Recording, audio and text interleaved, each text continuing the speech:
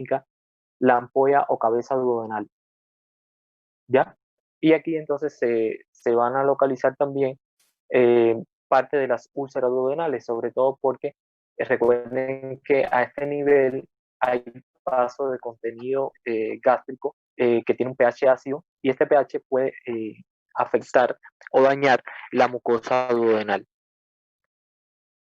Existe la segunda porción, es la porción del descendente del duodeno, que está justo a la derecha de la línea media y se extiende desde el cuello de la vesícula biliar, que es donde terminaba la primera porción, al borde inferior de la vértebra 3. El colon transverso va a cruzar su superficie anterior y por detrás está el riñón derecho y por dentro la cabeza del páncreas. Esta porción del duodeno contiene entonces dos estructuras que habíamos visto.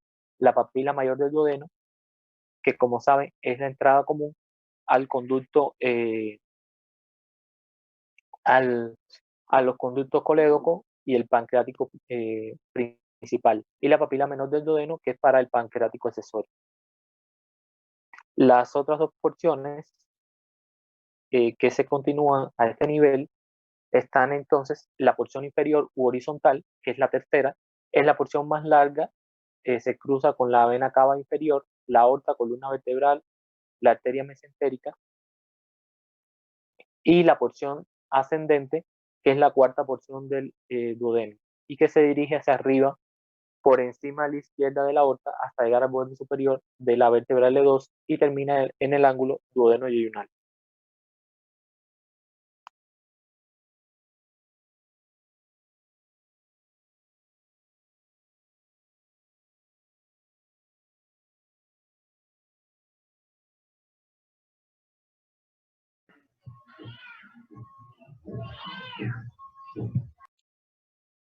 Si espera un momento que pase a datos móviles, porque no me había dado cuenta que estaba también hablando por Wi-Fi. Entonces, el ángulo duodeno-yeyunal está rodeado por un pliegue de peritoneo que contiene fibras musculares, que es el músculo suspensor o ligamento del duodeno, que es el ligamento de Treitz. Entonces, este ángulo también en algunos libros lo encontrarán como el ángulo de Treitz. Por eso, ¿ok? Ahora, la irrigación.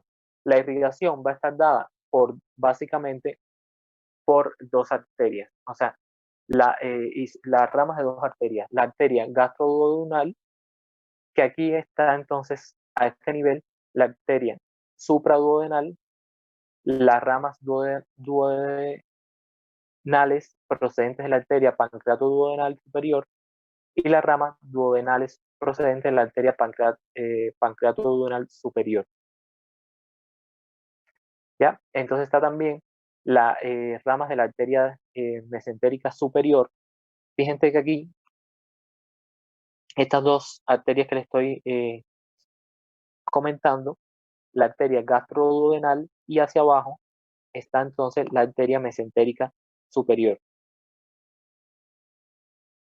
¿Ok? Entonces son dos que le proporcionan las ramas para la irrigación del duodeno. En el caso de la mesentérica superior están las ramas duodenales de la pancreatoduodenal anterior inferior, las ramas duodenales de la arteria pancreatoduodenal posterior inferior y la primera rama yeyunal de la arteria mesentérica superior. ¿Ok? Entonces, en cuanto a los linfáticos, estos se van a dirigir a nódulos pancreáticos anterior y posterior que se encuentran en las ranuras anterior y posterior entre la cabeza del páncreas y el duodeno. A su vez, estos drenan a nódulos suprapilóricos, infrapilóricos, hepatoduodenales, el hepático común y mesentérico superior. Ahora, la inervación todos los nervios del duodeno van a provenir del plexo celíaco y siguen los trayectos arteriales. Y entonces forma a este nivel plexos periarteriales D. No existe una raíz nerviosa autónoma excepto para la posición ascendente del duodeno que va a recibir filetes directos procedentes de los nervios del hígado, que es el plexo hepático. Ahora vamos a pasar a la segunda porción del intestino delgado, que es el yeyuno. Como les expliqué, las dos últimas porciones del intestino delgado van a ser yeyuno e ilion. El yeyuno representa las 2/5 partes proximales y está fundamentalmente en el cuadrante superior izquierdo del abdomen. Tiene mayor diámetro y una pared más gruesa que el ilion. La mucosa interna del yeyuno además se caracteriza por numerosos pliegues prominentes que rodean la luz, que son pliegues circulares. Y las arcadas arteriales son menos marcadas y los vasos rectos, que aquí lo están mirando, son arterias rectas, son más largas que la del ilio. Y es una diferencia que lo caracteriza con respecto fíjense que aquí los vasos aquí no son tan rectos, sino que a nivel del ilio en lo que hay arcadas, mientras que los vasos sanguíneos, la vasculatura el, eh, a nivel del yeyuno tiende a ser con vasos más rectos y menos arcadas arteriales. Entonces, el ilion, que ya es la última porción del intestino delgado, constituye las 3/5 partes distales del intestino delgado y la mayor parte ocupa la mayor parte del cuadrante inferior derecho. Como les dije, tiene las paredes son más delgadas, tiene menos pliegues mucosos y son menos prominentes, que se llaman pliegues circulares. Y los vasos rectos son más cortos, hay además más arcadas arteriales y más grasas mesentéricas. El ilion, como es la porción final del intestino delgado, se va a continuar con el intestino grueso, en un punto donde el ciego y el colon ascendente se van a juntar. La abertura está rodeada por dos solapas proyectadas en la luz del intestino grueso, que es la válvula iliocecal. Que la válvula iliocecal es esta estructura que ustedes están viendo. Fíjense que del estómago fíjense que del esófago al estómago está el esfínter esofágico. El esfínter esofágico. El esfínter esofágico, además del estómago al intestino delgado, se continúa con el píloro como válvula. Y recuerden que el píloro regula el vaciamiento gástrico por medio de mediadores químicos, etc. Entonces, aquí también, entre el intestino delgado y el intestino grueso, existe además una válvula, que es esta, que es la válvula iliocecal, que regula entonces el paso del contenido alimenticio que va a pasar entonces del intestino delgado al intestino grueso. Si se fijan, esta válvula tiene dos labios que se van a juntar en un extremo formando crestas. La musculatura del ilio continúa en cada labio formando un esfínter. Eso también, la función que tiene como esfínter es prevenir el flujo retrógrado, o sea, el reflujo del ciego al ilion y regular entonces el paso del ilion hasta el ciego.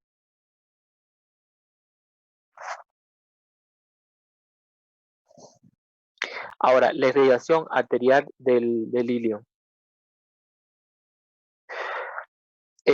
Las arterias iliales se originan por la arteria mesentérica superior. Además de eso está una rama ilíaca de la arteria iliocólica que se origina también de la mesentérica superior. Ahora, los linfáticos. Los linfáticos van a encontrarse en la túnica mucosa y en la túnica muscular del intestino delgado.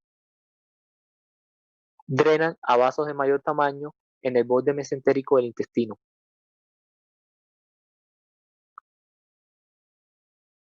Y al final ellos van a desembocar en los nódulos celíacos. El drenaje de los nódulos mesentéricos superiores, que pueden ser de 100 a 150, constituye un importante sistema de prevención de la hiperlipemia, o sea, que previene que los lípidos, porque los lípidos, los kilomicrones se van a absorber, no sé si ya dieron eso en bioquímica, se absorben a través de los vasos linfáticos. Y entonces esto previene que pasen directamente a la sangre. Ahora, la inervación. Tanto el yeyuno como el ilio van a ser inervados por fibras simpáticas y parasimpáticas a través del plexo mesentérico superior. Y aquí, como pueden ver en la imagen, fíjense que hay que los axones preganglionares simpáticos se originan en las neuronas de la sustancia gris de la columna torácica y bajan a los nervios esplánicos mayor y menor hasta el ganglio mesentérico superior, donde hacen sinapsis. Y entonces son los axones postganglionares que acompañan a la arteria mesentérica superior en el mesenterio y distribuyen a lo largo de sus ramas. Los nervios simpáticos a este nivel siempre van a ser vasoconstrictores e inhiben la musculatura. Recuerden que siempre les digo que el simpático es para reacciones de alarma o estrés y la digestión es lo contrario. O sea, que quien aumenta la secreción, aumenta la motilidad en el intestino es el sistema parasimpático. Y el parasimpático, recuerden que quien baja, fíjense que en esta imagen, yo creo que pueden ver bastante bien que el parasimpático tiene una división cráneo-sacra y el simpático es toracolumbar. Entonces, la inervación a través del sistema parasimpático, quien la cumple es el vago derecho. Y el parasimpático, recuerden que tiene la función secretora y motora de la túnica mucosa y la túnica muscular de yeyuno e ilio. ¿Ok? Ahora, el intestino grueso. El intestino grueso se extiende desde el final del ilio al ano y va a medir aproximadamente 1.5 metros. La función fundamental, fíjense que la función absortiva fundamental está en el intestino delgado. O sea, cuando una persona le secciona una parte del intestino delgado, entonces esa persona termina con anemia y con mala absorción. Sin embargo, el colon, su función fundamental es la resorción de agua. ¿Ok? Y la última porción tiene más una función, digamos, de almacenamiento de lo que son las heces fecales. Entonces, a nivel del colon se van a precisar dos ángulos, si se fijan, el ángulo colónico derecho y el ángulo colónico izquierdo. Y algunas de las características, que es que la división del músculo longitudinal de la pared en tres bandas estrechas, que serían entonces las tenias colónicas. Y también existen otras estructuras que son las austraciones del colon, que son estas segmentaciones. Ven aquí la tenia colónica, por un lado, y aquí ven las austraciones del colon, ¿ya? Que aquí a este nivel, sobre todo en las porciones más proximales, lo que permite son movimientos de estas austras, lo que permiten es movimientos de mezcla y propulsión. Ahora, a este nivel hay que señalar esa estructura que ustedes están viendo acá, que es el ciego del apéndice. El ciego, como ustedes saben, es la primera porción del intestino grueso, que es esta que estamos viendo acá. Fíjense que la válvula se llama entonces ilio cecal, porque es del ilion, que es la última porción del intestino delgado, al ciego, que es la primera porción del intestino grueso. Esta es una estructura, el ciego intraperitoneal, debido a su movilidad, no a su suspensión en un mesenterio. Y el ciego, como estructura, se va a continuar hacia arriba con el colon descendente. Recuerden que está el colon ascendente, a través del ángulo colónico derecho pasa el colon transverso y luego el ángulo colónico izquierdo, colon descendente, y después le sigue el ciego y el sigmoide y el recto. La otra estructura aquí que hay que señalar sería esta que ven aquí, que es el apéndice secal o apéndice vermiforme, como puede aparecer en alguna literatura. El apéndice es un tubo hueco y estrecho que está unido al ciego. Tiene tejido linfoide en su pared y está unido al ilion terminal por el mesoapéndice, que contiene vasos apendiculares. Este punto, el punto de unión al ciego, va a coincidir con la tenia libre, que como ven es visible, la tenia que les había mostrado aquí, que es esa estructura, la tenia libre del colon, es lo que constituye a ese nivel el punto de unión con el apéndice. Pero la situación del resto del apéndice puede ser variable, puede estar detrás del ciego o en posición inferior al colon ascendente o ambos en posición retrocecal, retrocólico, puede estar suspendido por encima del borde de la pelvis en posición pélvica o descendente, por debajo del ciego en posición subsecal y por delante del ilion terminal. ¿Qué quiere decir esto? Que por eso es que a veces cuando se produce un proceso inflamatorio a este nivel, que es la apendicitis, esta apendicitis puede dar síntomas que por lo general la afectación es en el punto de Mabune, pero muchas veces puede dar incluso diarrea, porque puede irritar, si está retrocecal o en relación al ciego, puede dar un proceso diarreico. O sea, por eso es que los síntomas de apendicitis no siempre son los mismos síntomas y signos que encontramos, porque la localización del apéndice secal o apéndice vermiforme es variable. ¿Ok?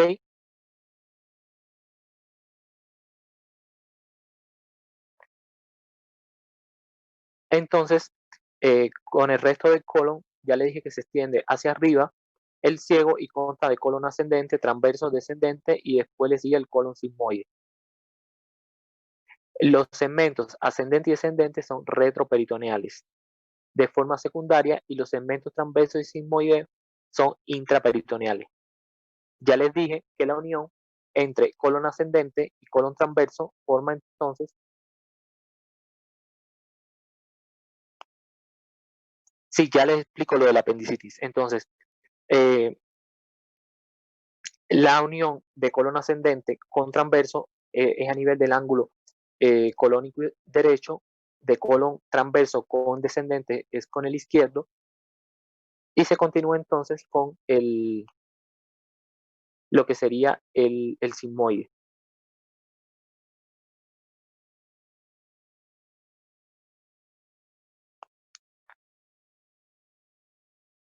Que este último segmento del colon, que es el colon sigmoide, empieza por encima de la abertura superior de la pelvis y llega hasta la vértebra sacra 3, donde se continúa con el recto.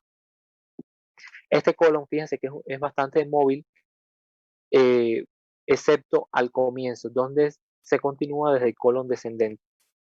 Y al final, por supuesto, porque está unido al recto. En esas zonas no es muy móvil. La irrigación arterial está del colon ascendente, incluye la rama cólica de la arteria iliocólica, la arteria secal anterior de la arteria iliocólica, la arteria secal posterior de la iliocólica y la arteria cólica derecha de la mesentérica superior. A nivel del colon transverso, las arterias cólicas derecha, media e izquierda. Colon descendente, arteria cólica izquierda de la arteria mesentérica inferior y el colon sigmoide, las arterias sigmoideas de la mesentérica inferior.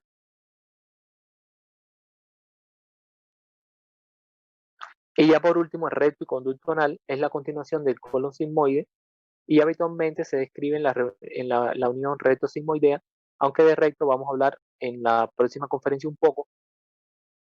Y el conducto anal es la continuación del intestino grueso. Vamos a hablar un poco ya de recto con los esfínteres. ¿Ok? Pero vamos a ver ahora también lo que es la irrigación del conducto anal, que incluye la arteria rectal superior, rama de la mesentérica inferior, la rectal media y la rectal inferior. ¿Ok? Entonces, con respecto a la apendicitis, el dolor de la apendicitis es variable. y muchas veces tiende a irradiar primero epigastrio y luego el dolor se va a desplazar hacia el, el cuadrante inferior derecho, que la localización es variable, pero la apendicitis siempre va a irritar peritoneo. Y entonces esa irritación y la proyección incluso del apéndice puede producir dolor en algunos puntos que si ustedes quieren yo les puedo pasar un resumen de los puntos donde son dolorosos y cómo pueden explorar esos puntos, que son 3 páginas de puntos y de maniobras, pero para que la tengan. Y recordar que siempre la apendicitis es un proceso que se necrosa y si el apéndice no es resecado, entonces se perfora y produce una peritonitis. ¿Ok? Y por tanto es una causa de abdomen agudo. Entonces, hasta aquí los dejo en el día de hoy. Entonces, quedo pendiente para la conferencia de mañana y nos ponemos de acuerdo por el grupo de WhatsApp. Feliz día.